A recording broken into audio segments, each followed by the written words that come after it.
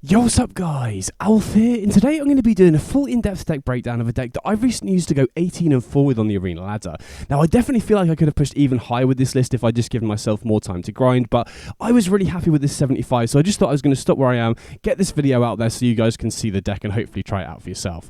Speaking of which, if you do want to try the deck out for yourself, there's going to be an importable deck list down in the description, and also if you're an MTG Zone Premium member, I put out a deck guide article for this deck yesterday that has a bunch of details, probably explains the cards a little bit more better than I'm going to be able to in this video, and also has a sideboard guide for the main matchups that you're likely to face as well, so feel free to check that out if you're a premium member. I'll have that link down in the description as well. But anyway, with that all out of the way, this is my Jund 8 Mulch Valakut deck in Historic. So ever since the release of Avatar, the main card I've been brewing around is Valakut, and I've been trying a ton of different shells with this card, whether it's Creativity or Castle Gambrig or Scapeshift variants that I'm going to be talking about later in the video as well.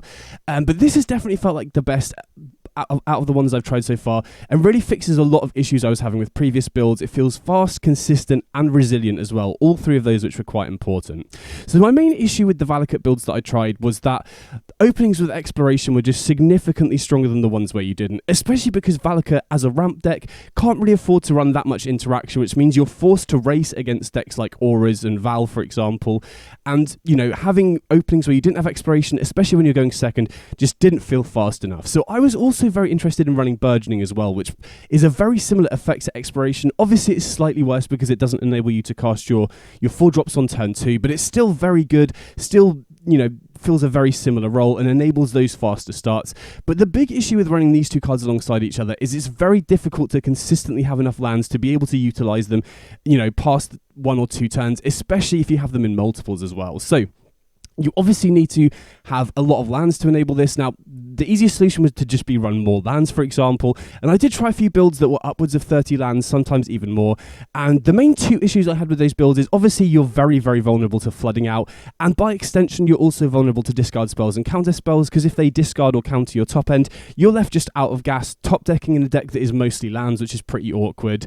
And then secondly, you also want to be running as many mountains as possible so that Valakut is online without relying on cards like Dryad of the Elysian Grave. I'll talk about that a little bit more later as well. But if you start running more than 24 lands, because we don't have good fetch lands in Historic, you have to start running either more non-mountains, which makes it much more difficult to enable Valakut early on without a Dryad effect, or, you know, you will just end up having a bunch of worse quality mountains, right? If you do want to keep a high mountain density in a 30 land deck, you'll have to end up running a ton of tap lands, which is also pretty awkward. So for me, that wasn't really a good solution. I think the best way to try and build around both of these cards is to run cards that can put lands into your hand, especially cards that can put multiple lands into your hand, because I did try cards like Abundant Harvest, but they didn't really feel quite good enough to consistently enable these, especially in multiples, which is why I've turned to the Mulch effects. I'm running 8 Mulch effects as the kind of the name of the deck suggests. So we've got 4 Mulch and 4 Winding Way, and these cards are really good because I think on average they'll get you at least 1 land, but if these get you more than 1 land, it's so big at enabling these Burgeoning and Exploration effects to enable you to cast your 4 and 5 drops on turn 3 very, very consistently. And then the other nice thing about this particular build as well is that I'm also running 4 Ox of Agonis, because between Mulch, Winding Way, and especially Ice-Till Explorer, we can fill the graveyard incredibly quickly. And so Mulch and Winding Way not only enable us to run the full 8 copies of Exploration and Burgeoning, and consistently enable them early on, which is huge for speed and consistency, but they'll also oftentimes mill over the Ox of Agonis, which we're already running a bunch of red lands, so the double red cost is basically negligible in this deck. And you also fill the graveyard so quickly that you can just go Exploration, Mulch, get a bunch of lands into play, empty your hand, and then just immediately escape the Ox of Agonis, refuel, get a body on the battlefield. So these really help to enable the fast starts of Burgeoning and Exploration, whilst also sometimes enabling you to just refuel for free out of nowhere, which is absolutely huge as well. And then past that, Burgeoning and Exploration, you know, for me, the magic number is 12 in terms of consistency. I wasn't really happy with just Burgeoning or Exploration, because you can't really afford to mulligan to an 8 of. As we saw from the Eldrazi decks, you can't just afford to hard mulligan to Eldrazi Temple or Ugin's Labyrinth. So these didn't really feel 8 copies didn't really feel good enough to consistently mulligan to them. So I also really like having Kami of Bamboo Groves and Green Sun Zenith here. We don't need to max out on the Kami because we can go X=1 off the Green Sun Zenith. So now basically the way I play this deck is I mulligan almost any 7-card hand that doesn't have at least one of Burgeoning, Exploration, Kami, or Green Sun Zenith for X=1. And then with 13 of these effects, I do feel like you can consistently accelerate. You consistently have one of these very fast effects to get extra lands onto the battlefield early. And it just improves consistency, right? This deck doesn't mulligan particularly well because you need, an effect like these, lands and top end. So the more that you mulligan, the worse that is. So I feel like having at least 12 of these effects is really important for consistency, if that makes sense. Now, one other thing that I really wanted to address in this particular list was making the list less reliant on Dryad of the Elysian Grove or similar effects like Leyline of the Guild Pact or Prismatic Omen, because I do feel like those sorts of lists, especially the ones with Castle Garenbrig, where the majority of your mana base isn't mountains and then you are reliant on stuff like Dryad in order to actually get Valakut online, is that you're just super vulnerable to instant speed interaction. I think especially Dryad of the Elysian Grove, which is by far the best of the options we've got in this slot. The fact it's an enchantment and a creature, so it dies to enchantment removal like stuff like Boseiju, as well as all the creature removal that is commonly played in the format, makes that sort of build way less reliable.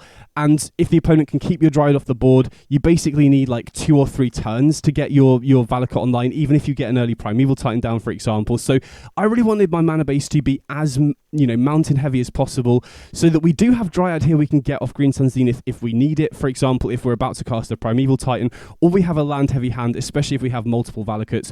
Or also we do have cards like Prismatic Vista that sometimes need to fetch Forest, or Multiversal Passage that we sometimes need to put on green. And if we have multiple of these, getting Dryad into play does help get Valakut online more often. But this build is really nice because we don't need Dryad, basically, right? We can search for it if we do need it in certain spots, but for the most part, we can just get Valakut online naturally, if that makes sense. Then Ice-Tailed Explorer, very much the centerpiece of this deck. This card just kind of wins the game on its own if it's left unchecked, fills the graveyard very quickly, can mill over Valakuts to get into play, mills over mountains to get the Valakuts online, and also will mill over Ox of Agonis as well. So this card will just literally win the game on its own while you have Ox of Agonis in the deck as well. Then Wondering, I think these sorts of refuel effects are incredibly valuable in this sort of deck because, like I said, this deck often plays get an Exploration or Burgeoning down, empty your hand of lands, and then you need a way to recoup that card advantage. You need a way to refuel, which is why I really like Ox of Agonis, because it does turn the Mulch, Winding Way, and Ice-Tailed Explorer into that. But I also feel like you want more effects like that, and the Wondering not only gives you a really good way to refuel over a few turns, but the protection that it provides is also incredibly valuable, especially in matchups that are typically difficult for you, like the aggressive Lurrus decks, whether that's, Auras or Boros Energy, or even Izzet Wizards I've seen occasionally as well. So the Wondering paired with Culling Ritual really, really helps to improve those matchups post-sideboard as well. So Wondering, incredibly important. And obviously you want to run the full 4 copies because you want to be able to chain them together, especially against the aggro decks.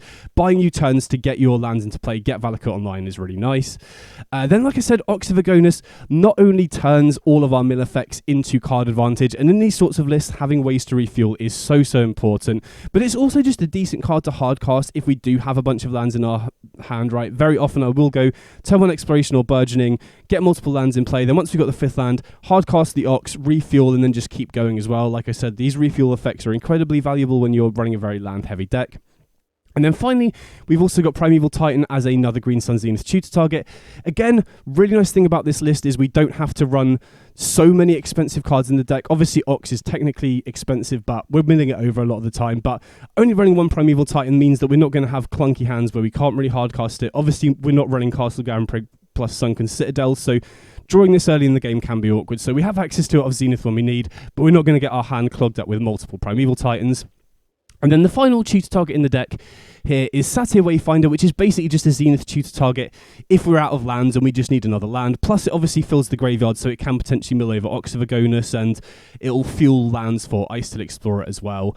Now, before I move on to the mana base, I do quickly want to talk about Scapeshift and why I'm not running it, because Most builds I've seen of Valakut are running Scapeshift, and it is obviously the quickest way to kill, right? If you do just want to make the deck more combo focused or ensure that it does kill as quickly as possible, then Scapeshift is a good card to run. But my main issue with it, or there are a few issues I've got with it. First of all, the card is just super polarizing in my opinion, in that it literally does nothing or wins you the game, right? If you haven't got set up with, 6 lands and a Dryad, or 7 lands and the opponents use a shock land, then the card literally does nothing in the early game whatsoever. It just doesn't really set up.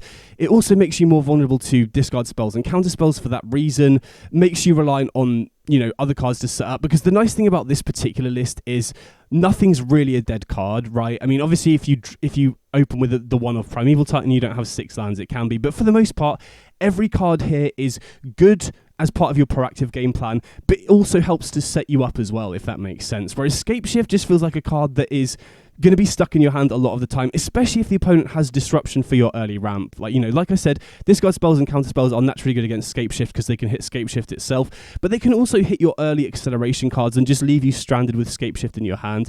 But secondly, the most important reason for me was just that I didn't really feel it was necessary. The only 2 matchups where I really feel like I miss Scapeshift are against Lotus Field Combo, where even if you do have Scapeshift in your deck, you're still likely slower than them game 1 anyway. And then post-sideboard, we have Alpine Moon and Leovold, which really help to improve the matchup. And then secondly is the mirror match. I do think this particular build of the deck is worse in the mirror against other Valakut decks running Scapeshift because their clock is faster than you. Obviously, we have 4 Alpine Moon in the sideboard, but it wouldn't surprise me going forward if all Scapeshift decks adopt 4 Alpine Moon in the sideboard, because it is great in the mirror match and against Lotus Field, which are 2 tricky matchups as well. So if the mirror and Lotus Field combo do suddenly become more popular, then it might be correct to try and find room in the main deck for Scapeshift, but I'm not sure what you cut to do it, right? If you cut Ox of Agonis, it makes the 8 Mulch plan way worse, because then these are literally just putting lands in your hand and nothing else for the most part. It also makes Ice-Tail Explorer worse. It also significantly makes you worse against interactive decks, which, like Jund, like Dimir, for example, which are naturally good against Scapeshift anyway. So you're making your deck better in the mirror and Lotus Field, and in my opinion, just worse against the rest of the field, because against every other matchup, I feel like this deck is consistently good anyway. I'm consistently beating Eldrazi. The Lurrus matchups are obviously quite tight, but I'm winning the majority of them as well, partially because of the Black Splash for Culling Ritual as well. But I just didn't really feel like it was needed. Like I said, if the Mirror or Lotus Field did become more popular, then it might be worth trying to find room, but I'm not really sure what you would cut for it without hurting the core of this deck anyway, if that makes sense. And then in terms of the mana base, obviously we've got Valakut here, and like I said, I really wanted to ensure there were as many mountains as possible, so we've obviously got Multiversal Passage here, which is nice because it can produce green if we need for the turn 1 Burgeoning or Exploration, but we can also use it as a mountain later in the game. Same sort of thing with Vista, can search mountains once we already have green mana, or it can search for the forest for the turn 1 Burgeoning or Exploration if we need. And then Zerator's Proving Ground, this was originally Commercial District, which I do think is the better card, but the Black Splash here for Culling Ritual has felt so important against the Lurrus deck, so Zerator's Proving Ground is important to give us access to black mana, and also the cycling on this is very relevant as well, right? It is fairly common for us to flood out because we have the 8 Mulch effect, so then being able to cycle to try and find more gas in certain spots is nice there as well. So the mana base has felt pretty nice. This is one of the other reasons why I really like the 8 Mulch, because you get to run such a compact mana base. You're not having to run, worse lands in order to just ensure that you have a high land count, if that makes sense. Then moving on to the sideboard, going to start off with the 4 ofs here. We've got 4 Alpine Moon, which, like I said, is for those 2 matchups where I do feel like I'm missing Scapeshift. Against Lotus Field, naming Lotus Field is just going to shut off, their ability to combo. And also, importantly, it will limit their mana to, restrict them digging for answers for Alpine Moon as well, which is really nice. And then it's also not symmetrical, right? So in the mirror match, you can use this to name your opponent's Valakut to shut off their main game plan. So at the moment, whilst Alpine Moon isn't a 4 of in every deck, I do feel like I have an edge in the mirror match. But like I said, if Scapeshift mirrors also start running Alpine Moon, then it becomes a little bit more sketchy because they will definitely have the advantage there. But right now, I feel like definitely a good card to be running. Then 4 copies of Culling Ritual. This is the only reason for the Black Splash, and we do have quite a few. We do have Zerator's Proving Ground and Multiversal Passage as black sources in the main deck, but I also like bringing in a basic Swamp here to be able to fetch with Prismatic Vista. Not worth running in the main deck, obviously, because we don't have any black main deck cards, but Culling Ritual so good at leveling the playing field against the Lurrus decks. Most of the, pure Gruul Valakut builds that I tried just basically lost every single time to auras, even with the One Ring. Same sort of thing with Val Combo as well, and sometimes Boros Energy. So these Lurrus decks, really difficult matchups for Valakut for the most part, but getting access to Culling Ritual and also the One Ring really helped to level the playing field. You can potentially cast this on turn 2 off Exploration, but for the most part you can get this down on turn 3, and even on the draw, that's usually going to be quick enough to buy you time, especially if you do have the One Ring alongside it. And these also work pretty well together, right? Using the One Ring to get protection and then hopefully draw you into Culling Ritual to just wipe the entire board, and then the mana it produces also then enables you to follow up with something like an Ice-Tail Explorer or a Green Sun Zenith for Primeval Titan as a line that I've done quite a few times, or even just going Culling Ritual, use the mana into One Ring, draw a card, or Culling Ritual, if you've got double red spare, Ox of Agonis. So Ritual just feels like it really helps address the more difficult aggro matchups that I felt like most of the Gruul builds really struggled against. And then the rest of the sideboard is mainly one-offs for Green Sun Zenith. So we've got Insidious Fungus to remove artifacts and enchantments, which is incredibly important, especially if Alpine Moon starts seeing more play. And we've got Scavenging Ooze as tutorable Graveyard Hate. And, I did face like Persist combo in best of 3. Having access to Graveyard Hate is very important within the 75. And, we only need to dedicate one slot to it because of Zenith, which is nice. Grist, this is honestly the closest to a flex slot in the sideboard. This is a card I do bring in against, the majority of the creature decks just to be able to tutor, but the awkward thing with it is that we don't really have any creatures outside of Kami of Bamboo Groves that we're happy to sacrifice, so for the most part you will get this down and have to plus before you can use the minus, which does mean it's a little bit awkward. So if, for example, Alpine Moon really starts to see more play in the sideboard, it's probably worth replacing this with a second Boseiju so that you have more answers to it, because Grist doesn't really feel as necessary, but it has still won me a few games against the creature deck. So whilst Alpine Moon isn't as popular, I think Grist is still worth running. If Alpine Moon does tick up, I would replace this with a Boseiju. And then finally we've got one copy of Leovold, which is predominantly here as a hate card against Lotus Field. And again, same sort of thing with Alpine Moon. They just can't combo off. They do have stock up, which they can still use through this, but for the most part it just shuts off so much of their deck that it's not really, it basically just stops them comboing off until they can find an answer to it, and a lot of their cards won't be able to find answers because they end up drawing. Swamp is basically here as, just more black sources for Culling Ritual of Prismatic Vista. Boseiju is here for artifact and enchantment removal. Like I said, I am concerned about Alpine Moon as, a good answer to stop the main, card in this deck. So having more answers is really important. And I like Boseiju over other options because we can find it off Mulch and Winding Way. So we can find answers off our, setup cards, which is really nice, which is why I would probably replace Grist with a Boseiju if I had the option. And then finally, Blast Zone I think is very important. Similar as an answer to Alpine Moon, that we can tutor off Primeval Titan, and obviously we can eventually mill it off Ice-Tail Explorer if the opponent does have Alpine Moon as well. Not to mention, if you do Zenith for a Primeval Titan against a deck like Auras, oftentimes it's worth getting a Blast Zone anyway to just give us a way to remove their creatures at instant speed as well. So that's the 75 overall. And like I said, I've tried a ton of different Valakut builds, and this particular list really feels like it fixes a lot of issues I've had with previous builds.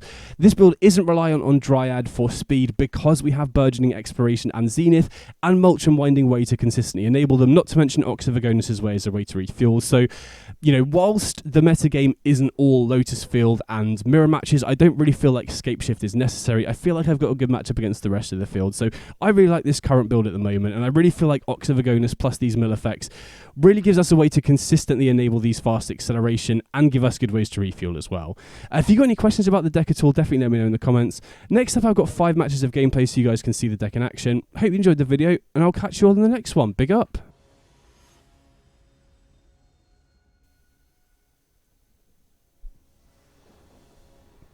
Okay, so we're going second here. And yeah, this hand looks good. Right, we've got both Exploration and Burgeoning. So we're going to go Exploration on turn 1, and then we've got both Mulch and Winding Way to keep the lands flowing, and then hopefully we can use Zenith to get Ice-Tail Explorer. Okay, interesting. So I'm going to lead on the Prismatic Vista and get the Forest out of the deck, because then once the Forest is out of the deck, every other land in the deck can, be a mountain basically. Whereas if I use the Multiversal Passage, we can still draw the Forest later, which makes getting Valakut online slightly more difficult. So Grove into Delighted Halfling could be a few things. Could be Val. I guess since it's Lurrus, that must be Val. I don't think Kethis would run Grove. I don't think Devotion would run Grove. Eldrazi would potentially run Grove, but obviously them being on Lurrus is a giveaway. They're not on that. Okay, Safekeeper, so almost certainly going to be against Val Combo here by the looks of things, which could be tricky, but thankfully they don't have any combo pieces in play yet, which is a good sign for us. So I'm going to lead on Mulch here because obviously we could find tap lands that we'd want to put into play this turn so that we can hopefully go for Zenith next turn. We could also go Burgeoning, but no, I think we want to go Mulch here just to keep the lands flowing.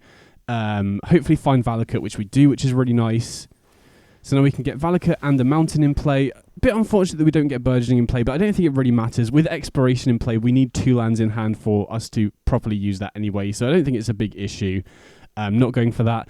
And now we can potentially go Zenith for Ice Till next turn, which is really nice. Now, we're still a few lands away from getting Valakut online, but thankfully the opponent doesn't have, multiple combo pieces in play yet anyway.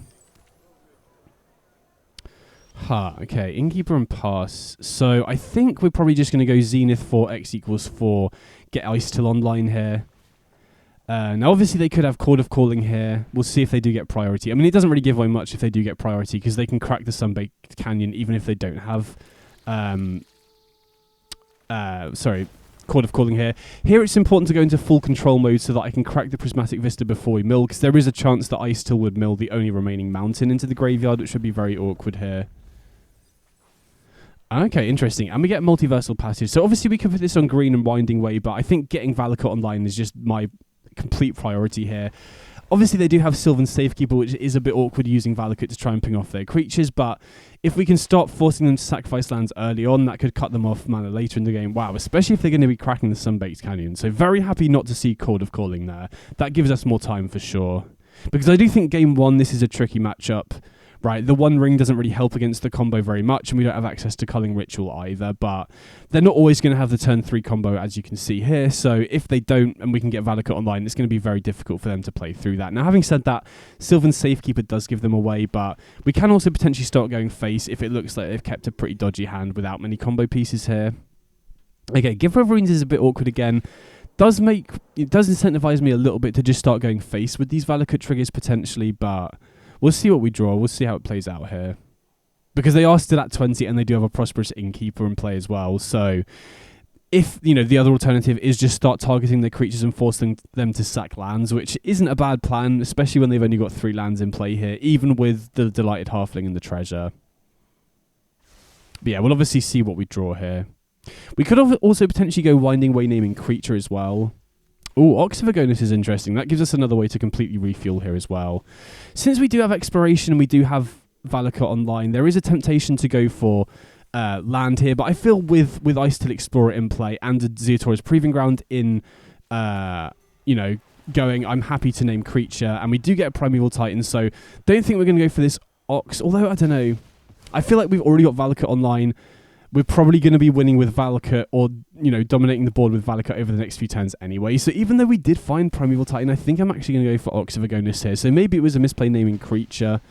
But I feel like, obviously Primeval Titan next turn would potentially deal a lot of damage. But I would much rather just, keep drawing into more lands this turn, force them to sacrifice their lands if they want to protect their creatures, which then makes it more difficult to combo off because they have fewer mana to get both creatures in play in the same turn, if that makes sense. So it might look weird there, not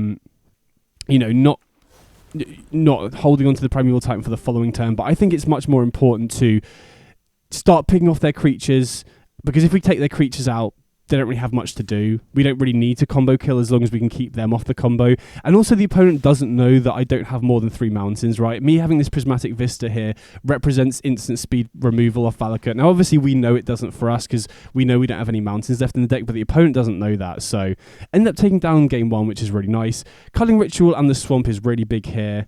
I'm going to cut the Ox and the Mulches here. Because I'm bringing in an extra land, I feel like we can afford to trim on Mulches. And especially, I am tempted to bring in Insidious Fungus because they are a red deck. They could potentially have Alpine Moon as well. So I think I will do that. I will trim on Mulch as well. Blast Zone is also another card I'm considering. But yeah, when I bring in Culling Ritual, I do like cutting Ox, even though it makes the 8 Mulch effects less good in the long game. We're playing the control deck, right? We already have the inevitability as the game goes along, so we don't really need Ox. And also, well, in the aggro matchups or these fast combo matchups anyway. And also, if the opponent does see Ox, they might be potentially tempted to bring in Graveyard Hate against us. And now Graveyard Hate does obviously work against Ice Till Explorer as well. But if we're cutting Oxes, Graveyard Hate is very ineffective against us. So I'm actually pretty happy for the opponent to be boarding in stuff like, I don't know, Surgical Extraction or Scavenging Ooze or something like that. So definitely feeling pretty good about this spot because, you know, this matchup definitely improves a lot post-sideboard with getting access to Culling Ritual.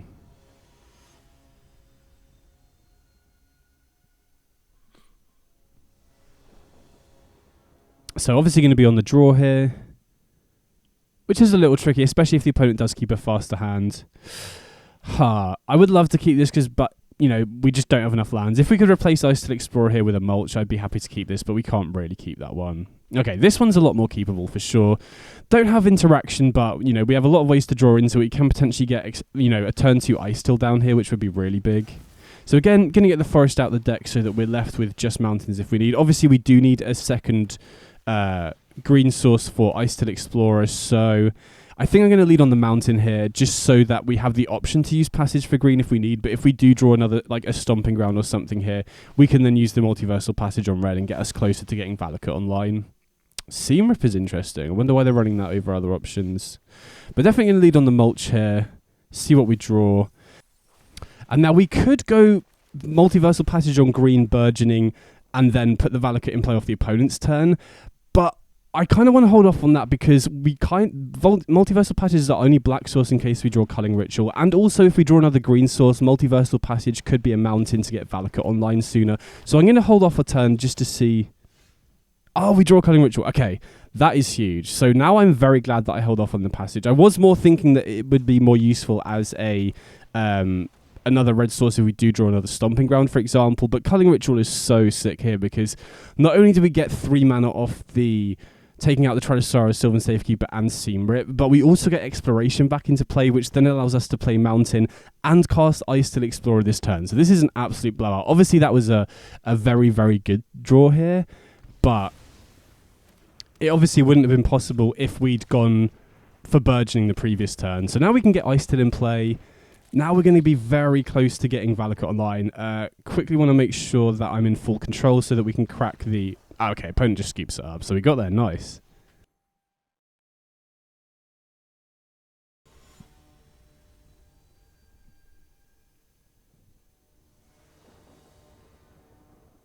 Okay, so we're going second here.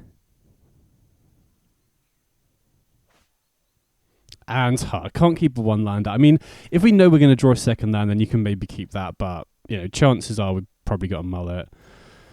This, I mean, you can't really afford to mulligan too much with this deck because you need, you know, a setup card and a lot of lands for those setup cards to be good. This hand is obviously risky. It's very similar to that first hand, but, you know, I was going to say, I would basically keep that first hand if I knew I was going to get a second land, but without it, it's risky. On 6, I think I'm maybe forced to keep this. Maybe I'm supposed to go down to a 5, but I really don't like mulliganing too low with this deck because you do need a pretty high density of cards for the game plan to be effective, unless you have multiple Mulches, which we do here, but, you know, we're not guaranteed to have multiple Mulches if we do go down to 5, so this is pretty awkward start here, right? We're against one of the fastest decks and we have one of our slowest starts, so I'm probably likely to lose this game, especially because we were on the draw here. Okay, there's Ruckus. Oh, they're running All That Glitters. So if they have a 1-mana aura, we lose here because they can just get Ethereal Armor. Okay, so they don't have another 1-mana aura, but I think we're just likely dead here anyway, right?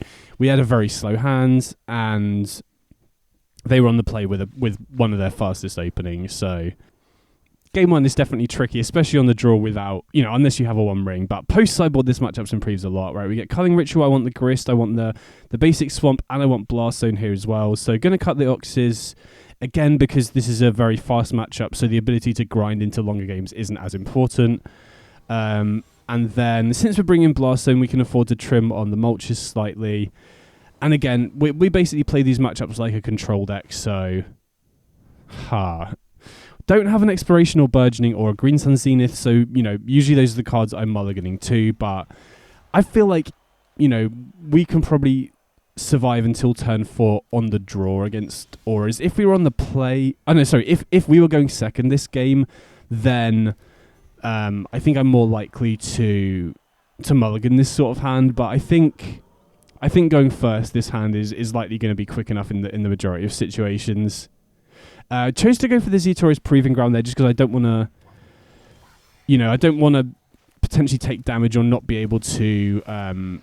cast Culling Ritual on curve. Here we do naturally draw Grist, which is nice. This should help buy us a bit more time. Wow, we get double tokens. We mill over the Ice Till, so... I mean, that's a little bit of fortune, but I don't think it's going to matter too much unless they don't have a Trample Aura here. So we'll see what the opponent has. Getting Grist in play does mean that we're not likely to be dead here at least, right? It is kind of scary passing with Light Paws and an empty board because they can potentially get 20 damage out of nowhere if they have 3 Ethereal Armors, for example. So they do exile the Grist, which is perfect for us because now if we Culling Ritual, we get the Grist back, which is massive. And the way auras are built, they don't typically have any ways to give their creatures indestructible, right? They could have Kai's Ghost form, but if they do have Kai's Ghost form, we can potentially, kill it with the Grist on a following turn. We're obviously going to go Culling Ritual into the One Ring as well. No point in blocking here because it has Trample. And they do get a treasure token. Interesting. So I'm kind of tempted to hide the Blast Zone for future turns, but I don't want to take unnecessary damage here just to conceal information. That doesn't really feel worth it. Right, we could Shock in the Stomping Ground instead, but... I don't think it's worth going down to 10 just for that. Oh, I guess I should have attacked first. That was a misplay. Although maybe they have, there is a chance they could have like a Loran's Escape, potentially, which would be really rough. But for the most part, auras just don't run those sorts of cards anymore. So Culling Ritual is just going to be impossible for them to stop. So now we can just get a bunch of green mana. And we can obviously go for the One Ring. Okay, they do draw a couple cards, which is a little bit concerning because they could potentially get, Light Paws with the Haste Aura maybe as a way to win. But we get the One Ring down here. Actually, I probably should have led on Winding Way because if I'd found a Primeval Titan off the Winding Way, then we could have cast it this turn. So I think I played a little bit too quickly there. Yeah, I could have also played Ice Till Explorer and then saved the One Ring for a turn where they've got a creature in play, but I don't think it's going to matter too much here, really, because we still have access to the Grist minus if they do have another creature here.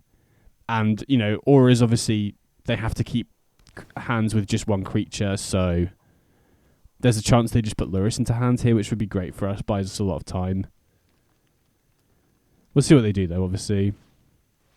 Okay, they do have Giver of Runes. And they do put Lurrus into play. Okay, that's really good for us. So we could, obviously... use the Grist to take out the Giver here, but I don't think we really need to do that because we've got Blast Zone, right? We can just use the Blast Zone to kill Giver. So I think I'm just going to go for the Grist Plus and Ice Till here.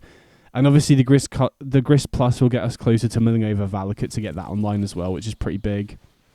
So now we'll go for Ice Till, and we can get Valakut back. And then we're pretty close to getting Valakut online here, actually. Especially if we go for Burgeoning, because now... now we can get extra lands in play off the Burgeoning that we've already got in hand to potentially allow us to kill the Giver of Runes without even needing the Blast Zone here, which is really nice. Right, double Burgeoning allows us to get both of these mountains into play. So we can take out the Giver here without even needing to use the Blast Zone. Doesn't look like they have Shard Mage's Rescue, or maybe they don't want to use it. And then since we've got Ice Till in play, I think it's worth just getting Zerator in play and just start dealing chip damage to face here. If we didn't have Ice Till in play, or we didn't have mountains that we could play in the graveyard, then it's worth holding on to the Zerator's Proving Ground in order to kill Lurrus. But with Ice Till in play, I'm not too concerned, right? Obviously, they could go Lurrus Sheltered by Ghost on the Ice Till, but then we can just use the Grist to kill it, so...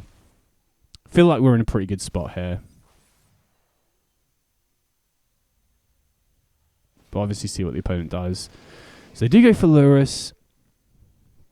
Obviously have a lot of options what they could get back, but if they just go for Light Paws, which is probably their best setup for following turns, then we can obviously just kill both, right? We just use Valakut to kill one, Grist to kill the other. And obviously the One Ring can potentially draw us into Exploration. Okay, they go for Giver, so if they just pass back here, then they've obviously got a Shard Mage's Rescue, which we can play around pretty effectively if we can find a Prismatic Vista here. Because then we could use Grist to try and kill Lurrus and then crack Prismatic Vista to kill it. Right, we've still got some mountains in the deck. Okay, perfect. That's exactly what I wanted to see. So now we just, I think... we could go Dryad first, and then the Prismatic Vistas will start triggering Valakut as well. We could obviously go for Primeval Titan first, which is, I think, what I'm going to do here, right? We can go Primeval Titan, get 2 Valakuts, and then use the Prismatic Vista line afterwards. So I'm just trying to think the best way to sequence this. Because we don't want to give them the opportunity to not be able to... We basically want to be able to ensure that we can kill the Lurrus at instant speed. So... I think I'm just going to go for Prismatic Vista first here, just to be safe. See what we mill first. Obviously, that would be really rough if we milled over another mountain there, which was one of the things I was thinking about. Now we can use the Grist. Obviously, we don't have to worry about the Giver activation this turn, but if we Grist target the Lurrus, they're forced to use the Shard Mage's Rescue here. And then we can crack to get a mountain to kill the Lurrus.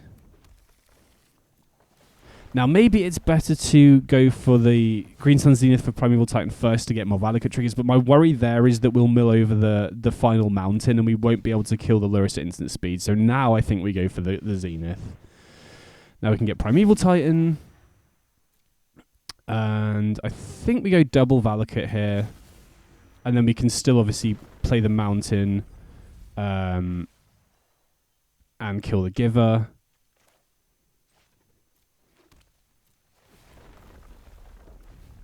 Then we can start going face as well.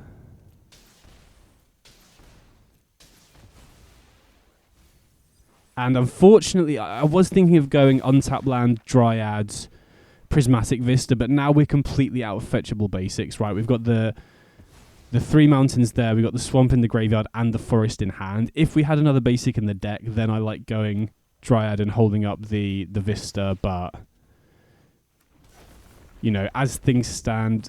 we don't have anything that we can actually fetch. Now, again, the opponent doesn't know that, so maybe it's best to just go for that anyway and represent instant speed Valakut triggers, but I don't want to take unnecessary damage here. Actually, thinking about it, it was probably a mistake to attack with both creatures, because if they do go Light Paws into a 1-drop, they can potentially get Hammer Hand, make Primeval Titan not able to block.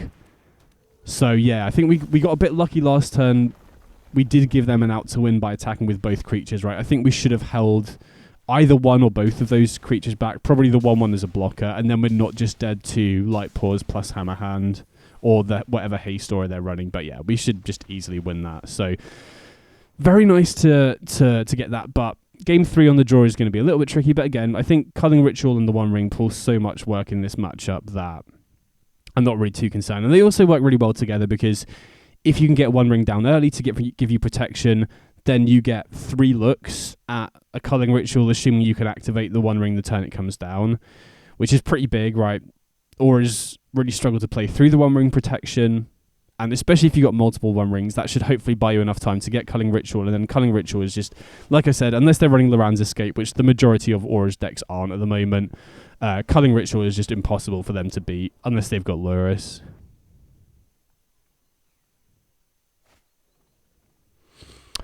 So, I think we have to keep this, right? If we didn't have the Satyr Wayfinder, then it's a lot more tricky. But at least we have basically guaranteed 3 lands here, hopefully more. Okay, we drew another land, which is huge. I am going to play into the Esper Sentinel. I don't love it, but, you know, I think we do want to really try and guarantee an early Culling Ritual here, basically, right? We kind of need it. And then that should just buy us a lot of time, even though we likely might have to put this Multiversal Passage on black, and that makes us pretty far away from using Valakut unless we can get a Dryad in play. Okay, no 2-drop is good to see. And we find Valakut as well, which is nice. But it does look like we might have to use this passage on black now. Wow, complete whiff on the Satyr Wayfinder, so we're quite lucky to have... I think we have to put it on black, yeah. Quite fortunate to have drawn the Valakut. Although having said that, if we'd drawn a spell and then found the Valakut off the Wayfinder, that would have been a lot better, so... Hopefully they don't have a crazy turn here. Okay, so the Ethereal Armor on the Esper Sentinel. Wow, is that it? Interesting. Okay, choose not to attack with the 1-1. I definitely would have taken the trade here. And I think I'm going to hold back this Wayfinder just to prevent them from attacking with the Esper Sentinel. And also, if they make this Esper Sentinel really big, I would much rather chump block once it's bigger. So, this is a tricky spot because if we Culling Ritual this turn, they get to draw a card, obviously. But they can rebuild. We don't really have a good follow-up play. So I would much rather them commit more and then Culling Ritual, because I feel like at the moment, if we wipe their board, we don't have anything to follow up with. But they do. So I think I'm going to hold, while we're not under immediate danger of dying, especially whilst I've got this Satyr Wayfinder and they don't have a way to give this Esper Sentinel trample, I'm just going to wait a turn to hopefully draw something, right? Whether that's an Ice-Tilted Explorer or a Green Sun Zenith or a One Ring, to just ensure that we can actually press the advantage of wiping the board. The issue here is if the opponent plays conservatively, like if they just put Lurrus into hand, then we could be in trouble if we don't draw something good. But I think it's our best option at this point. Because we do have a lot of good top decks here. Icetil's good, Zenith's good, Titan's good, One Ring is good, so just got to hope to draw one of them. Oh, perfect. Okay, so I've got to think here if we can afford to pay the Sentinel tax, because they can use the Giver at instant speed to give their Esper Sentinel that's equipped with Aura's protection from white or red to make the Aura fall off and give us 1 less mana. But even if they do that, we still get 6 mana here, right? They can use the Giver to give protection from white or red to Esper Sentinel, but they still have 3 permanents in play, and I still have 3 permanents in play, which gives me 6 mana. So I do think we can afford to pay the Sentinel tax here. And now Primeval Titan, I mean, that's actually better than Zenith, because if we had drawn Zenith, we'd have been forced to go for Icetil, which I think would have been fine in this slot. Probably as good, actually, because we already have a Valakut in play. Oh, they give it protection from black. Interesting. Maybe they didn't know the rulings for that. So if they'd done that, actually, Zenith would have actually been fine then. Zenith would have been able to get us Primeval Titan. So here we're going to go for... I think just 2 mountains. And then... Or I guess we could get Blast Zone as well, but I feel like getting Valakut online is more important here. And we can obviously... Actually, I was going to say maybe we can get Valakut on a future... we can get Blast Zone on a future turn, but we really want Blast Zone to be X equals 2 in this matchup. Although having said that, getting rid of stuff like Ethereal Armor is pretty nice. But again, I think getting Valakut online is more important at the moment. And I didn't play Burgeoning last turn just because I want to represent something else, right? If we play Burgeoning, the opponent knows we're completely out of gas, whereas if they think we have something that's good, they might play a little bit more conservatively, which is good for us. Oh, Zenith is nice. Now we can go... You know, I doubt they've got Fragment Reality. If they do, they're probably going to fragment the Primeval Titan here anyway, but now we can go Zenith for Dryad, and then we can use Primeval Titan to get 2 Valakuts.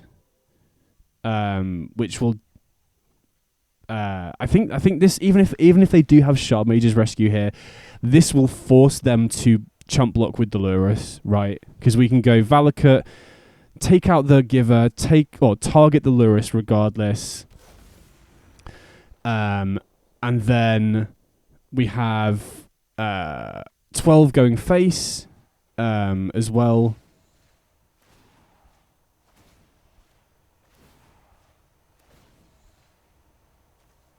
Now, presumably, they have to have Shard Mage's Rescue to stay alive here. Yeah. Which deals them 1. And now this will put them down to exactly 6. And now they have to chump block with the Lurrus. So unless they then have Light Pause into Haste or into something else, I think we should be good to win here. Hopefully. Okay, that's a very good sign. See what else they've got.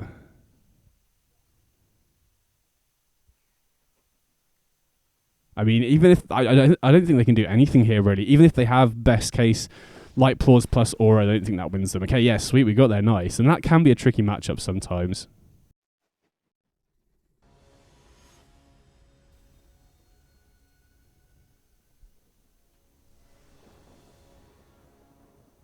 Okay, so we're going second here.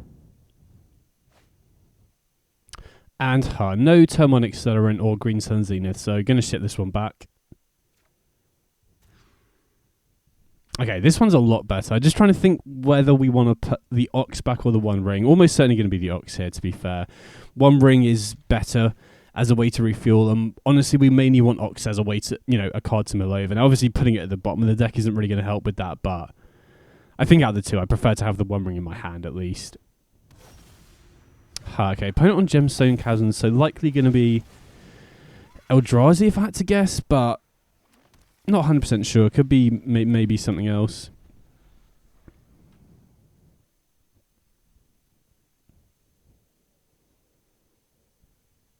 Hopefully we'll find out this turn. Yeah, okay, Eldrazi tempo. So definitely against Eldrazi here. Okay, Glaring Fleshraker. So Gemstone Caverns can't produce coloured mana here, right? I'm not going to crack the Vista to keep the land count slightly higher so that hopefully we naturally draw land, but don't do that. Hopefully we do find some lands here. Okay, yeah, we got 2, which is huge, and we mill over the Ox, which is really nice. So we could obviously put Multiversal Passage on green to play Exploration, but with Burgeoning in play here, we're going to be out of lands already, so there's no real benefit of getting Exploration in play, and I really want to, keep as many mountains here as possible. Although having said that, we do have Dryads, so maybe that's not as important. Okay, so they get in with the Fleshraker.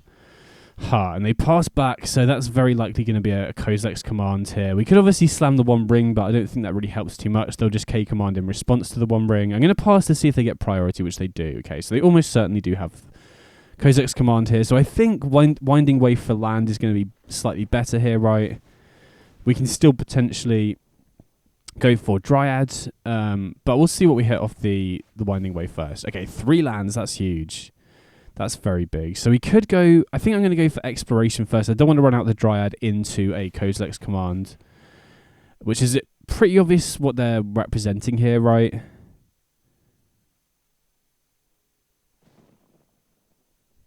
Interesting that they're thinking about it now. Maybe they're going to try and exile the Ox,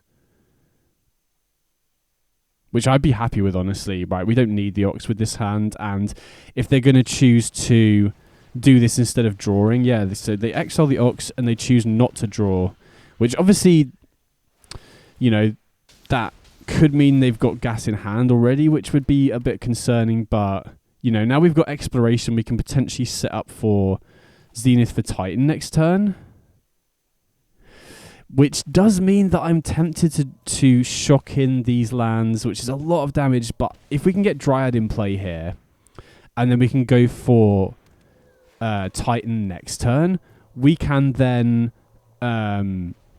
use Titan to get 2 Valakuts and get triggers off both of them. Oh, wow. I mean, if they have another Kozilek's Command, we're in trouble here, but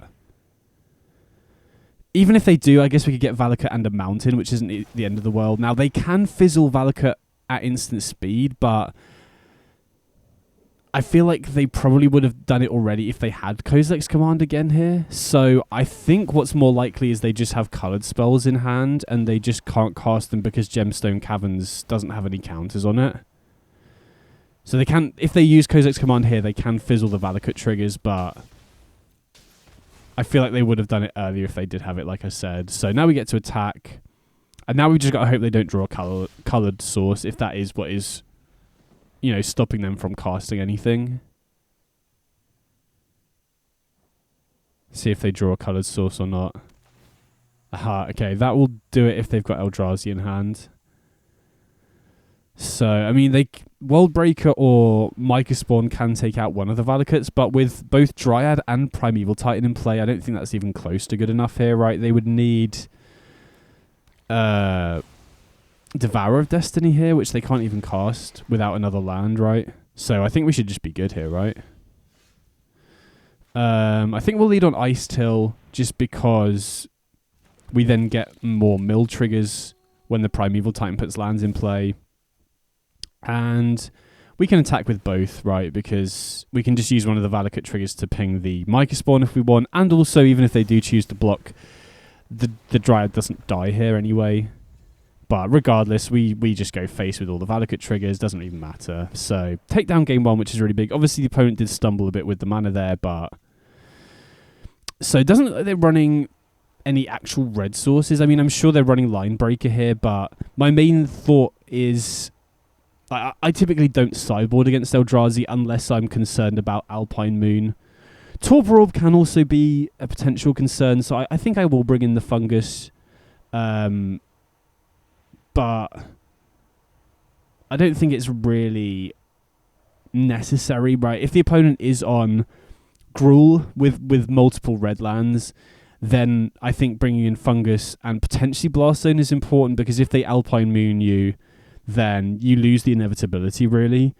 So I think Fungus is the most important, because getting access to that off Zenith is really big. Blast Zone's a little bit more difficult to find consistently, because the only way to tutor it is Green Sun Zenith for Titan, which is obviously, not that easy to do because you need a lot of mana for it. And obviously you can mill it over with Ice Till Explorer as well, and obviously with Winding Way and Mulch. So you can find it just fairly, but it's less consistent. So I think as an answer to Alpine Moon, or just Torpor Orb as well, Insidious Fungus is more important.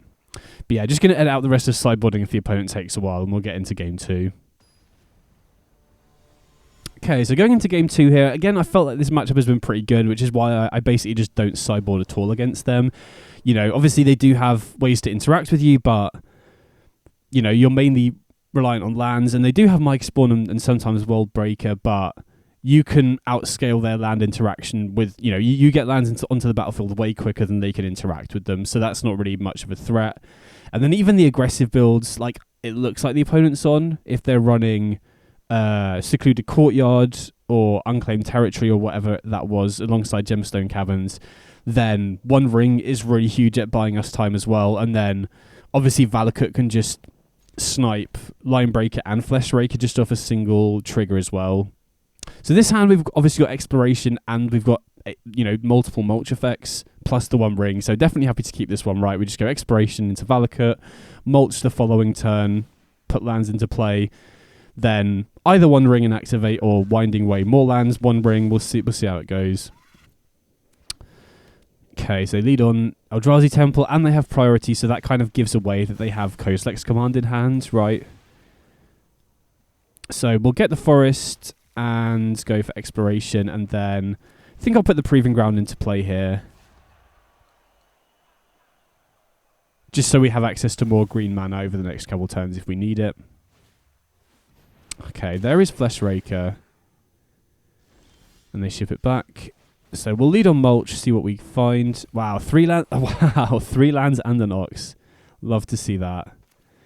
And then I think we'll go Valakut, get that in play, and then go Proving Ground here. And the next turn we can go for One Ring and activate if we want.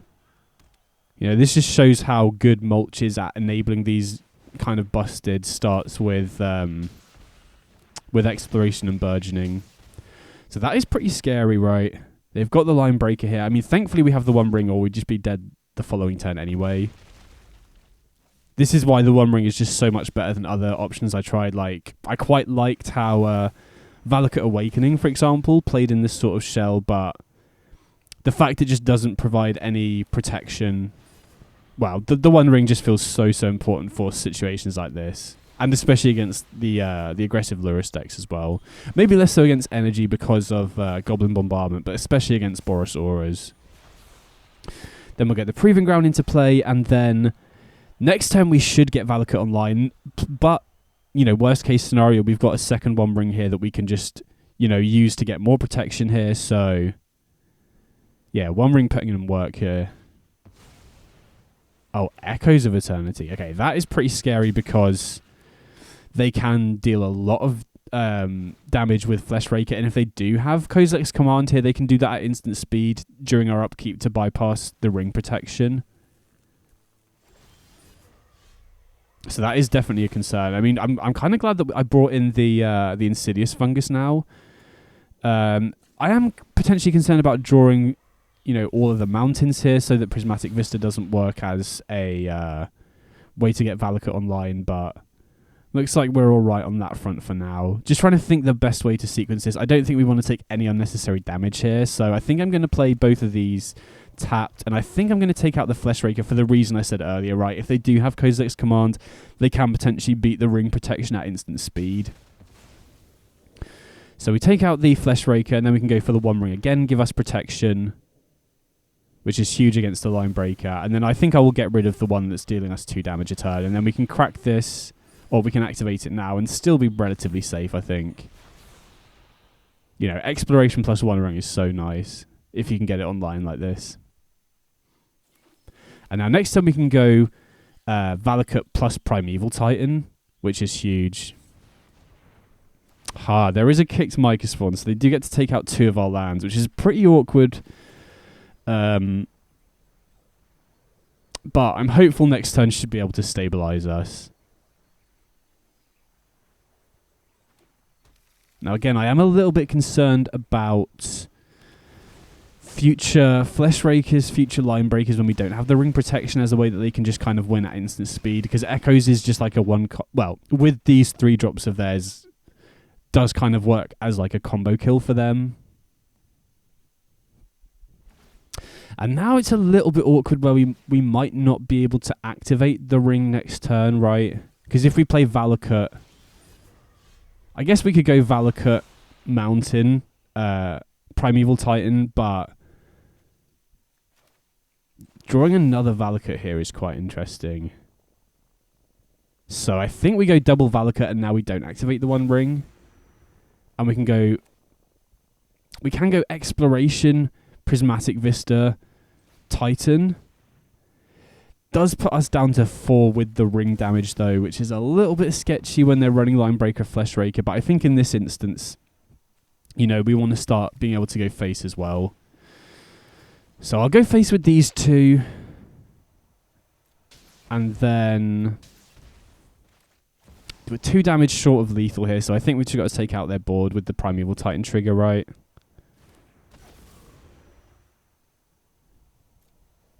And I think it's safe to leave them with the spawn token here. Because even if they go Devourer, use Sanctum to get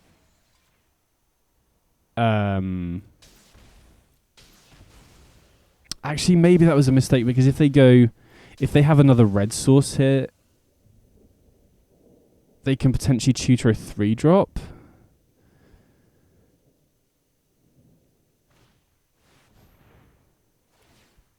Right, they can go Devourer. Yeah, I think I messed up here. Because they can use Sanctum of Ugin to tutor for Line Breaker. And then that wins them the game off Echoes. So, oh no, that's... should have taken out the spawn. Oh, they go for Fleshraker. Okay, we're all right.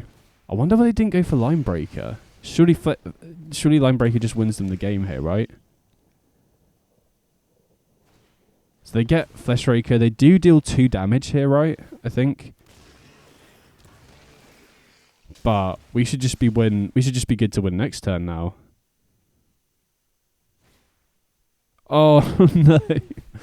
They had the Chalice for 0. Okay. Yeah, I mean, I think we were dead to Line Breaker anyway. But yeah, if we'd killed the spawn token, I think we should have won that game. Yeah, that was on me. That is annoying. Because there was no real need to go face, right? Obviously, you know, putting them within range of 2 Valakut triggers does basically guarantee a kill next turn, but we had Exploration in play with 2 Mulch effects in hand, so dealing that extra 3 damage phase was really unnecessary. If I just killed the spawn token there, I think we just guaranteed win the following turn, so that's definitely on me. I just played a little bit too quickly there. And plus, having said that, I don't think it would have made too much of a difference if they had another land anyway. Okay, so this hand looks nice. We can put back one of the 2 Explorations, and then hopefully we can Zenith for Ice Till Explorer if we just draw another land here. So we'll go Exploration, get the Valakut in play, ship it back and see what the opponent's got.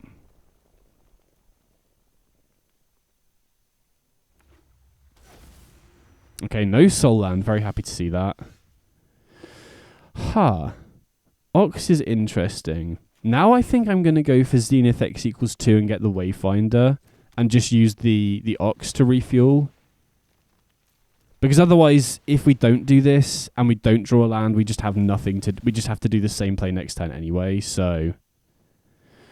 I think we'll get the Proving Ground and put that in play, just so we have got, you know, still putting mountains in play, but we've got more green sources here.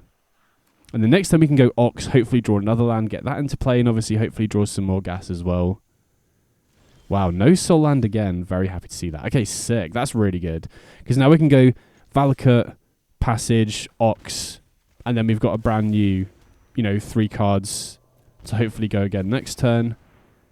And we're getting pretty close to getting Valakut online. The opponent has nothing in play here, so... Oh, Dryad's a sick draw here. Dryad's huge. Opponent with no Soul Lands. I mean, this is why I don't love these aggro decks that don't run any more 1-mana acceleration, because you're just so vulnerable to draws like this. Wow, they take out the Exploration, which... I mean, I'm much happier for them to do that than take out the Dryad here. Because now we can go Dryad, Valakut, get 3 triggers, take out the Battle Mage, and... you know, deal 6 face, then Oxyvagonus is just a pretty big creature on offense anyway, so we'll be getting in for a lot of damage. This turn, gonna Winding Way, and gonna go for land here because we've got the Zenith. Right, we could have obviously gone for creature, and we would have got an Ice Till, but, you know, we weren't to know that. And now we can just win this turn, right? You know, Prismatic Vista was kind of the perfect draw here, but even without that, we put them down to 4 to just attack for lethal here, so... that felt pretty good. Should have won game 2 as well there if I just played a little bit better.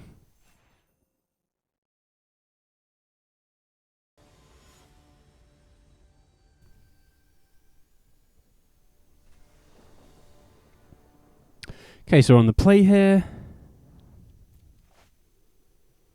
And yeah, we can keep this. Right, obviously we don't have top end, but, you know, 2 Winding Ways. This is why I really like running... Oxyvagonus, because these sorts of hands, you know, typically without Ox, they're just, you know, get a bunch of lands in your hand and hope to draw something, whereas with Winding Way or Mulch with Ox in the deck, they're pretty likely to give you a way to refuel as well, which is really nice. And obviously, you know, even without that, you can obviously get Valakut online as well. Now here, again, you could obviously crack for green and put Burgeoning in play, but... you know, we're almost out of lands for Exploration anyway, and we really want to avoid putting any non-mountains into play here unless we can, you know, avoid it. Obviously, if you draw like an Ice Till Explorer, then you'd want that second green anyway, but... okay, Trellisaurus, so it looks like we're against Val Combo here. Which is a bit of a concern, because obviously they can go like Guide of Souls into Val, and there's not really much we can do about it here. Now, if we didn't have Valakut here, I think I would probably use Winding Way to name creature. But since we do have Valakut and we are against Val where all of their creatures die to Valakut, I think with Exploration and Burgeoning here, we're better off just going for land. Thankfully, we did hit more lands here, but now we can go Stomping Grounds and not, you know, still get mountains in play and be able to put Burgeoning in. And then we can go Passage on red, and now if they play another land... we can go Proving Ground or Vista, kill the Trellisaurus and just keep them off the combo. I think, obviously, we could cycle the Proving Ground, but the more ways to trigger Valakut, the better in this matchup, right? we're already at the point where we're killing their creatures.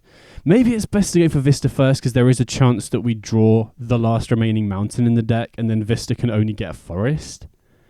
But I think that's pretty unlikely. And there's a chance that we might want this land untapped as well. Okay, Trap Finder. And Bombardment. That's a little bit awkward because we don't have a good target for the Valakut right now. Okay, Winding Way again is very nice. I think, again, with Exploration and Burgeoning and Valakut, I'm just going to go for land here.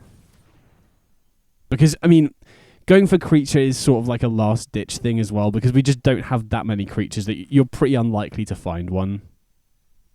So, I mean, there is the temptation here to put the passage in play, but I think I'm just going to go for double Vista, and then we represent 2 Valakut triggers at instant speed. Now, obviously, the opponent doesn't know that we've only got 1 mountain left in the deck, but they don't know that. And obviously, with Burgeoning, we can put passage into play at instant speed as well. So I think if they don't play any other creatures, we will probably kill the Trap Finder before they get to the Birthing Ritual trigger. Which is a little bit awkward, because if they do run a Ajani or Amped Raptor, they can cast it here. But if they do hit Trelisara or Val, then they can't cast it, and it just cuts them off Birthing Ritual if they do. Okay, it looks like that did happen. Oh, okay, Ox is sick. That's perfect. I mean, obviously we've got to hope that we don't draw the last mountain, but that is perfect. Gives us a good way to refuel. Wow, okay, yeah. So I think that's lethal, right? We can crack 1 Vista for a mount. I guess it doesn't really matter, because we're going to be using them both anyway here, right? We'll get the forest first. Then the mountain.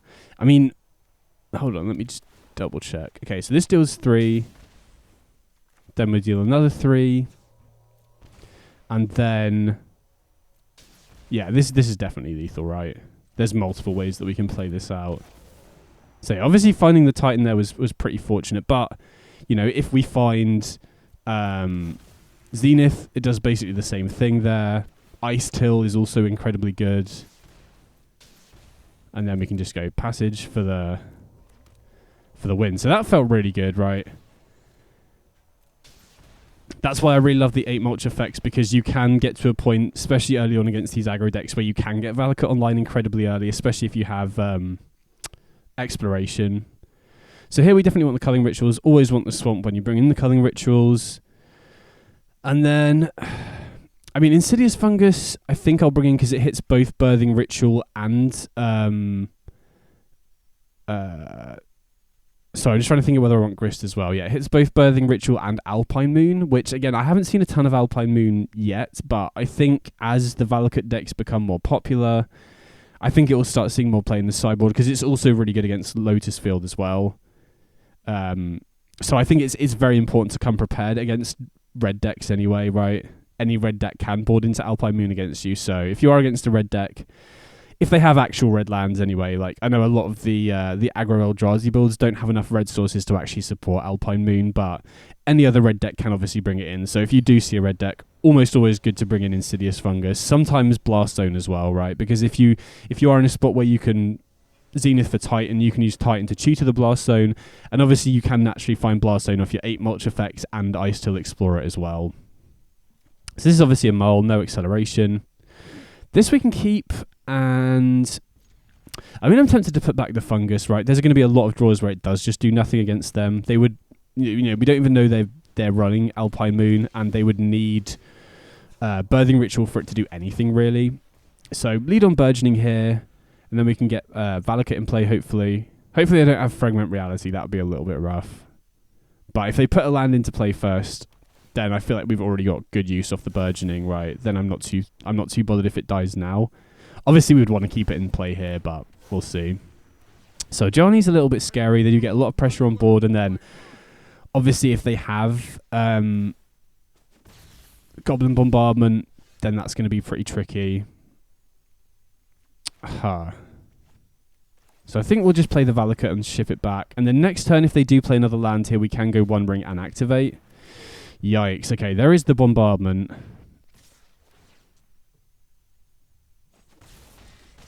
And They might not have another land here as well, which does mean that we might not even be able to activate the One Ring if that is our line next turn.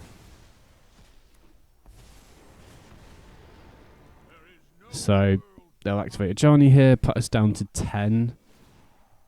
And we're effectively down to 8 anyway, because of the bombardment here. Zenith. I mean, we can Zenith for Dryad, but we're one land away from triggering the Valakut. So I think what we have to do here instead is go for the One Ring just to buy us some time here. And then, worst case scenario, next turn, we can go Zenith for Dryad, Vista, double trigger the Valakut, crack, double trigger the Valakut again. That would be a bit awkward if they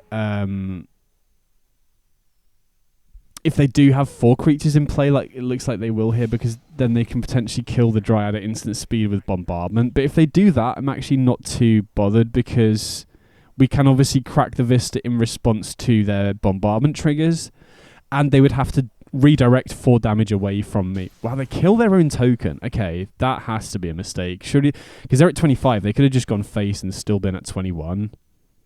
And they choose not to activate the Guide of Souls as well. Wow. I'm not sure what the logic behind those 2 lines are, but that is huge for us, because now we don't have to worry about them killing Dryad at instant speed, and we can kill Guide of Souls with just a single Valakut trigger now as well, so that's huge. So I think, yeah, go for Zenith X equals 3, and then we can go, 6 Valakut triggers here, which should clean up most of their board, although it will leave us fairly low in terms of life total. So definitely want to take out the Ajani, definitely want to take out the Val. Presumably they just go face with the bombardment triggers here, right? Which does leave us relatively low, which is kind of scary when they have a bombardment. So there's a chance I don't activate the One Ring here and go for Winding Way instead. There's also a chance I save the Prismatic Vista triggers. I guess the issue there is if they're running protection spells, and if we do it now, we can also Winding Way during our turn and set up for next turn a little bit better. I think here I'm going to get a Swamp, because if they do kill the Dryad, we want to be able to cast Culling Ritual if we draw it. So presumably we go down to 6 here. Maybe this is a matchup where I didn't realise they were on Bombardment. Maybe this is a matchup where I should also be bringing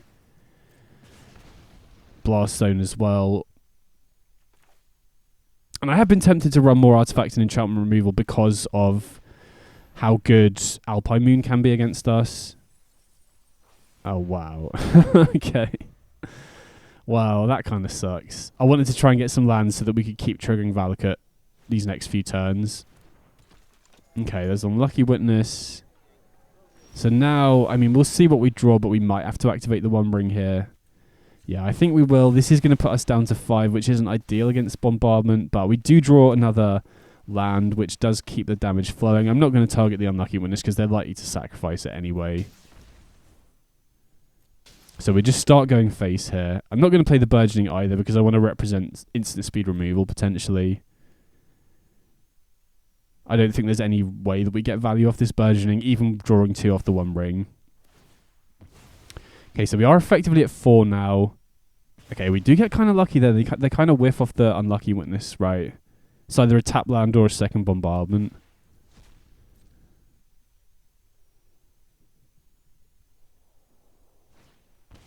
Okay, Trelisara. I was worried about Ajani. Ajani just wins them the game here. But Trelisara I'm not too bothered about. And they've only got red mana up here. So, do we activate the One Ring? I think we probably do, right? There's so many good draws here that could potentially just win us the game. Well, maybe not win us the game immediately, but buy us time at least. Oh, Insidious Fungus is very nice. So now we can fungus away the Bombardment. And presumably they don't sacrifice the Trelisara preemptively. Maybe they do. But this now means that we survive another turn cycle, which should hopefully be enough to to win here. Now we can take out the Trelisara, go face, and then I'm just making sure that we still have basics left in the deck. I think we've got one left, right?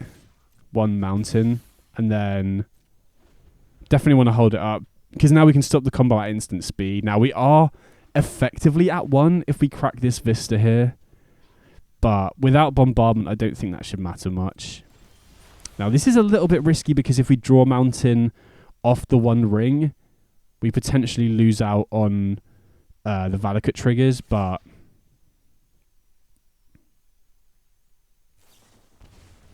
they have collected company, okay.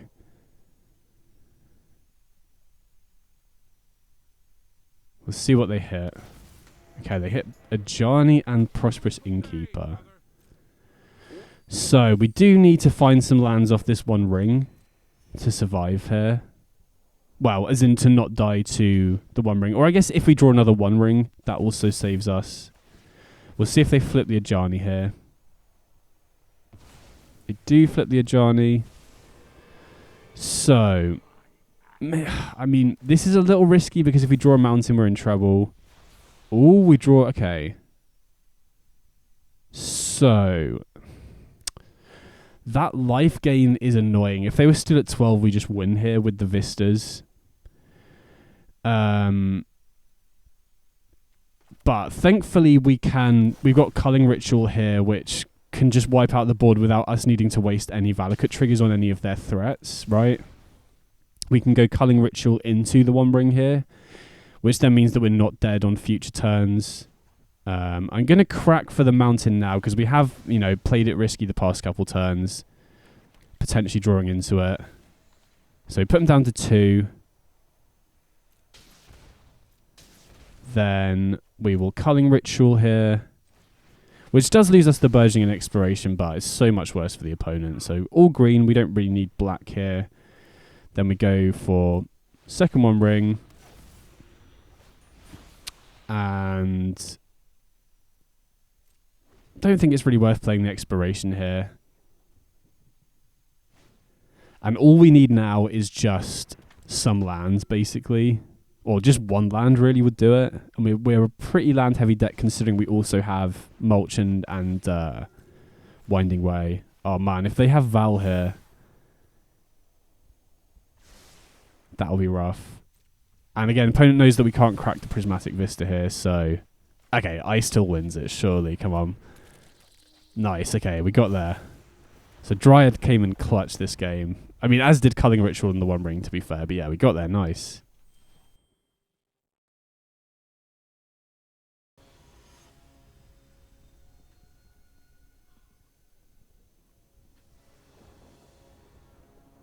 Okay, so we're going second here.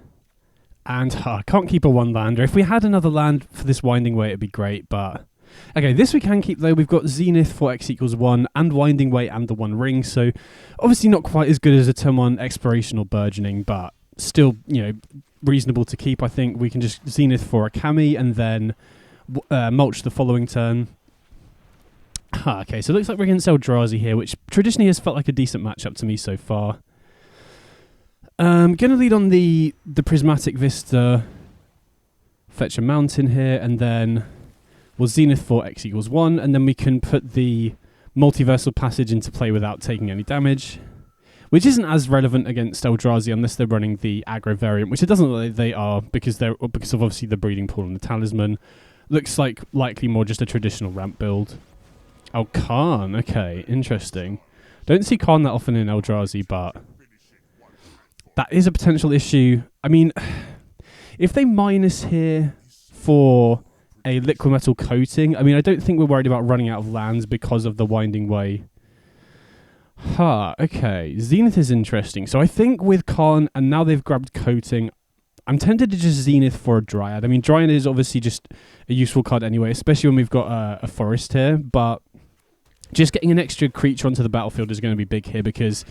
if they do cast coating next turn, then at best they've got 4 mana here if they have another land. So I think there's a decent chance they probably coating away the Proving Ground here, but then if they don't have another creature, we can just attack down the Karn. So I think just getting an extra body in play limits the amount of damage they can do with coating plus Karn here. So they do take out the Proving Ground, which is kind of what we expected. But if they don't have a way to block, we just get to take out the Karn here, and then that coating isn't as good. Okay, so it looks like they don't have anything here, right? They could obviously have Dismember, but Arena's giving away priority that they don't have it. So only find one land, which is a bit disappointing. But now we're back at 4 lands. We get to take the Karn out, so that coating is basically doing nothing. And then we've got Ice to Explorer next turn to, you know, start playing lands from the graveyard again. We've obviously got the both the Proving Ground and the Vista as well. And then we've got the 1 ring to refuel as well. So feeling pretty decent about this spot. Obviously a bit of a hiccup earlier with losing a land to coating, but Ice Tools should just, you know, fix that almost immediately. So it does look like the opponent has priority here. But again, that doesn't really give away much while they have the tokens in play, because obviously that could just them Arena giving them the opportunity to crack the tokens at instant speed. So don't want to read too much into that. But either way, we'll get a mountain here. It would be great to mill over an Ox. Okay, milling over a Stomping Ground's not that bad. We'll get in for 1 here. Now, obviously, there are a few cards that I am worried about here. I think them getting to something like an Emrakul the Promised End could be concerning for sure. Wow, Ugin the Spirit Dragon. Again, not a card you see that commonly. So it looks like they're running Eldrazi for the ramp, but just more traditional ramp payoffs, which does make their Eldrazi temples a bit worse. So they do sweep our board, but thankfully we have the 1 ring to refuel here, which is nice. And we draw Valakut, which means that any future mountains are going to be good draws here as well. And I think I will activate the 1 ring because we do want to find, you know, gas as well as lands for Valakut. So obviously the Ugin is going to be able to plus out of the range of a single Valakut trigger here, but Burgeoning could really help get 2 in play the same turn. And obviously we've got a lot of really good cards that we could draw into here, right? Obviously Primeval Titan or Green Sun Zenith for Titan is going to be huge here if we draw into that. Ice to Explorer again, going to be very good. More 1 rings is going to make it difficult for them. Wow, what? Why do they not target the Null Drifter there? I mean, I'm happy to see that. Maybe they just didn't need the token anyway. Okay, extra Valakut is nice because that then enables us to kill things a little bit more easily. So we're going to put the Valakut in play here, and then I think we'll Winding Way for creature here because we've already got enough lands for the next few turns. Oh, okay.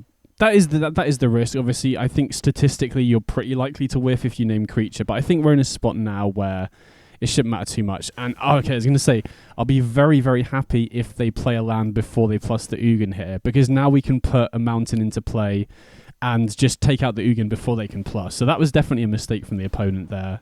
But I guess Burgeoning isn't really that common of a card yet that people think about how they sequence, right? Because traditionally in Magic, you almost always want to play your lands before your spells, but Burgeoning is the difference here. Okay, so they're binding the Burgeoning. I mean, that doesn't really do anything. And the question here is whether I want to cycle the Proving Ground. I think I probably do because I think we're very likely to draw into more lands off the 1 ring anyway.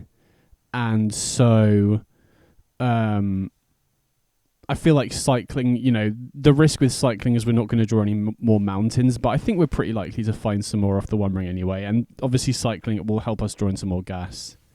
They do find Karn though, which does obviously make the 1 ring much worse. So we'll sacrifice the forest here. We've already got enough green sources in play, even for Ice to Explorer, so I'm not too worried about that. Obviously going down to 11, but these Simic Eldrazi decks don't really close the game out that quickly. And I think, like I said, I will cycle the Proving Ground here just to try and find some more gas.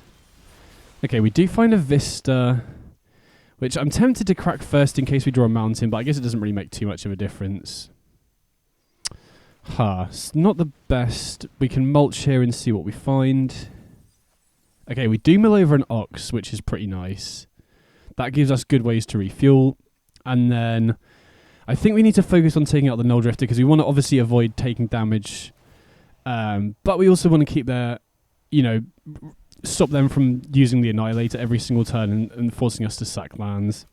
And then I think I'll cast the One Ring here so that we're not taking damage every turn, right? Because if they cast Karn, that will obviously stop us activating it. I mean, I'm pretty confident that we'd be able to kill Karn with Valakut regardless of what they do here, really. And then we can go Burgeoning, and if they do play another land, we can obviously go Vista and crack it at instant speed, which would be pretty nice. And then we'll see what the opponent does here. Okay, they do cast the Karn. I mean, we could have obviously cracked the mountain to activate the One Ring, but I want to be able to play around coating. Okay, they do go for coating first, so thankfully we still have a mountain in the deck, and again, we can kill Karn before they can plus. I was worried that they would minus and grab something expensive here, but this works out perfectly for us, obviously. So we get to take out the Karn. And now we can still activate the One Ring as well.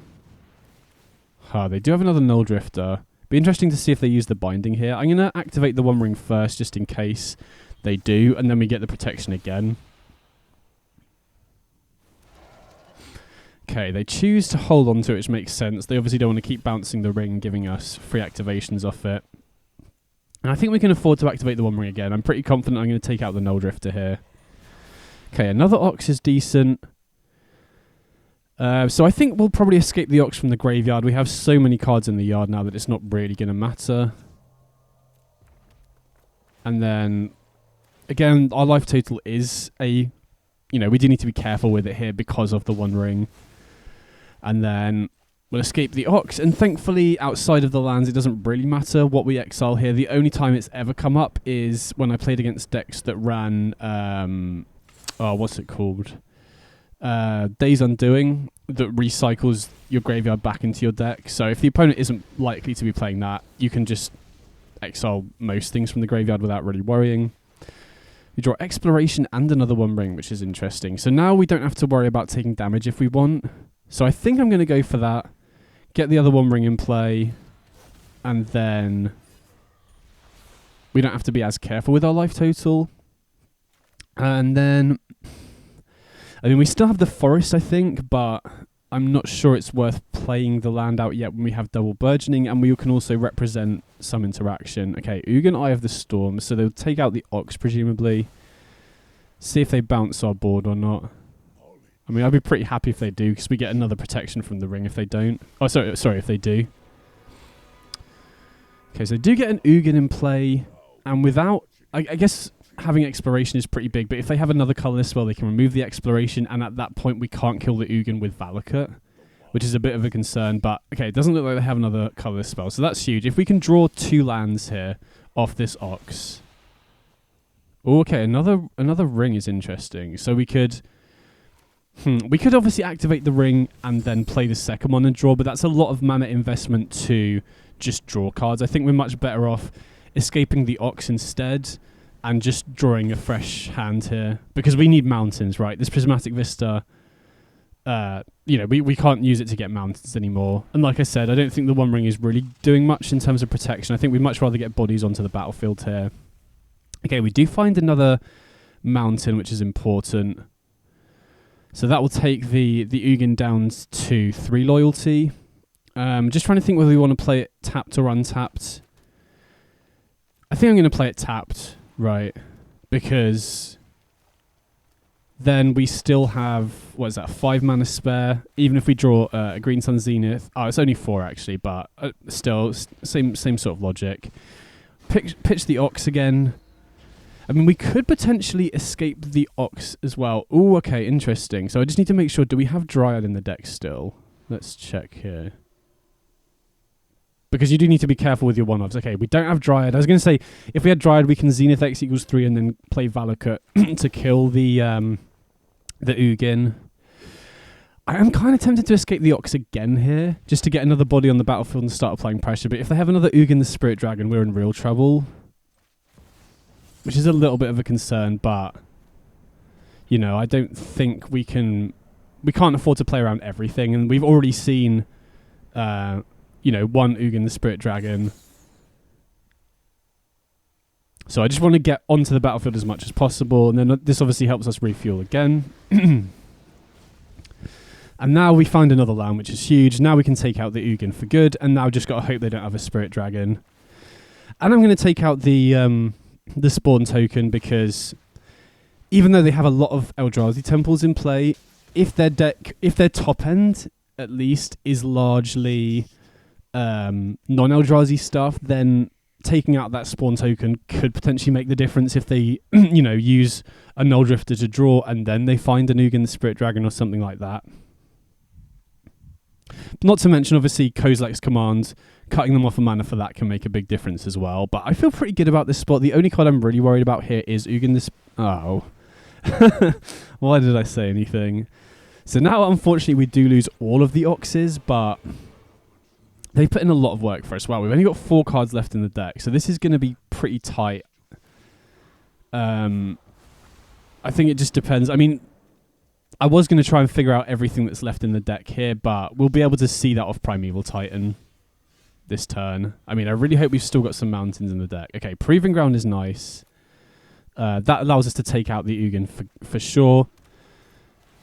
And then I guess Moment of Truth in a second when we cast Primeval Titan and see what the other 4 cards left in our deck are. We'll have an idea of whether we can actually win this in time or not. I mean, we've got a shot anyway, right? Even if we don't have any more lands in the deck, because Titan can just attack over a couple of turns. But if we have mountains still, we'll be good, I think. Well, I hope. Okay, no more mountains, but we do have an Ice Till. So that is big, because if we can, as long as Ice Till isn't the last card in the deck, we can see what we draw for turn, activate the One Ring. Wow, opponent's on Ugin Tribal here. We do lose the Primeval Titan, so now we just need to pray that that Ice Till isn't the bottom card, because we still have 2 mountains in the graveyard, which should be enough to kill here, even at 16 after they've gained 3 life, right? Okay, they do rumble, so that means they should be out of gas here, right? Hopefully. Okay, they do find a Myco Spawn, so really hope to draw Ice Till either off the top or off the One Ring here. I think we'll wait for our draw step before activating the One Ring, because we obviously don't want to deck out, right? We can't really afford... Okay, sick. I mean, to be fair, we'd have had to get pretty unlucky for Ice Till to be right at the bottom. But now we should be good, right? We go Ice Till, play a mountain, and that should be enough damage to go for lethal, right? So got very close to decking out, but those Oxes helped us play through those Ugins, right? I'm not sure we would have been able to keep up through those Ugins if we hadn't had access to them there. And then we can play the passage. So pretty weird game, but we managed to get there in the end. Okay, sweet. So post-sideboard, the only card I'm really tempted to bring in is Insidious Fungus. Usually I'll bring that in against Gruul to stop Alpine Moon, but Torpor Orb is still potentially a concern maybe, but typically I just don't really feel like I need to sideboard against Eldrazi. I found the matchup to be pretty favourable against most builds. I mean, obviously the combo variants are a little bit more tricky, but they're much less common. And even the Echoes build, we still have, Insidious Fungus as tutorable answer for it as well, so... For the most part, I felt Eldrazi is a good matchup that we don't really just... With this build anyway, that you just don't really need to sideboard very much. Like I said, Fungus just useful to be able to answer, artifacts and enchantments. Like Torpor Orb, for example. Because, I mean, you can obviously win through Torpor Orb fairly easy, especially if you've got Ice Till like we have, but if you have draws where you want a Zenith for a Titan, or Ox of Agonis gets shut off by Torpor Orb as well. Okay, so we'll lead on Winding Way here, see what we hit, because obviously if we find another tap land, we'd rather play that this turn. So we name lands. Okay, we flip over another Ox, which is decent, because that enables us to, cast it for a lot cheaper. Maybe I should have played the Mountain, because then... Although I guess we'll just wait until my turn to crack for green anyway. Okay, they take out the Valakut. I'm quite lucky that they didn't take out the Stomping Ground, because then I could have been cut off double green for Ice Till, potentially. So I still think I'll probably wait until my draw step to crack this Vista in case we draw Stomping Ground. Because if we draw Stomping Ground, we can still cast Ice Till, and then we can crack the Vista for a mountain. But, okay, don't draw it, so we have to crack the Vista for a forest. Which does cut us off Valakut a little bit, but getting Ice Till in play kind of makes up for that in a way. We don't need to go into full control with the Vista yet, because we still have 2 mountains left in the deck. So we'll get another mountain. And then... now we've only got 1 mountain left in the deck. You do want to go full control just because you could potentially mill that last mountain off the Ice Till. We'll crack in response to make sure that doesn't happen. And then we could go for Ox here, but Zenith is very good in this situation, whether we go for Dryad or Titan. But I don't know. If we go for the Ox, we get much more pressure on the battlefield, and we can obviously replay the Valakut from the graveyard, but I don't really want to lose out on the Zenith here. Zenith is going to be very useful, hopefully. So I'd obviously love to draw an untapped land next turn, and then we can go Zenith X equals 6, get Primeval Titan into play. But even if we can't do that, we could still Zenith for Dryad if we would just want to get immediate double Valakut triggers here. Or we can obviously Zenith for another Ice Till just to keep the engine going. And then we've obviously got Ox from the graveyard or from hands to refuel there. But the opponent does also have a lot of mana already. But they're kind of out of gas. I mean, they do obviously have the Ugin underneath the Labyrinth here. So I think I'm going to go for Dryad here, just because we don't have any lands in the graveyard that actually do anything right now. This immediately gives us some Valakut triggers and still leaves us with enough mana to escape the Ox here. And then obviously if we draw into more mountains, we can immediately go face with them with Dryad, because we get the extra land. Oh, and we draw into Primeval Titan, that's huge. So I think I'm going to play it tapped. There's no real benefit to burgeoning here, I don't think. It just kind of reveals to the opponent that one of the 2 cards that we've got doesn't do anything. They do have a Sire, which does give them a way to gain life and put them out of range of Valakut, but we've obviously got the Primeval Titan here, so this should hopefully be good to wrap it up, unless they also happen to have Torpor Orb. Really hope they don't find one here. Okay, no Torpor Orb, we're good then. So we should just be good to Valakut for the win next turn then, right?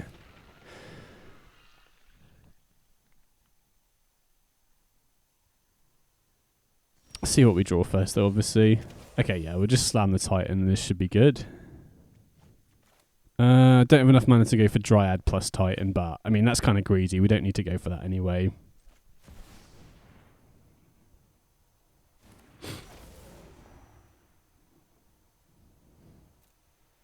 So we'll just get a couple of mountains, probably get the passages, because being able to draw and cycle the Proving Grounds can be useful later.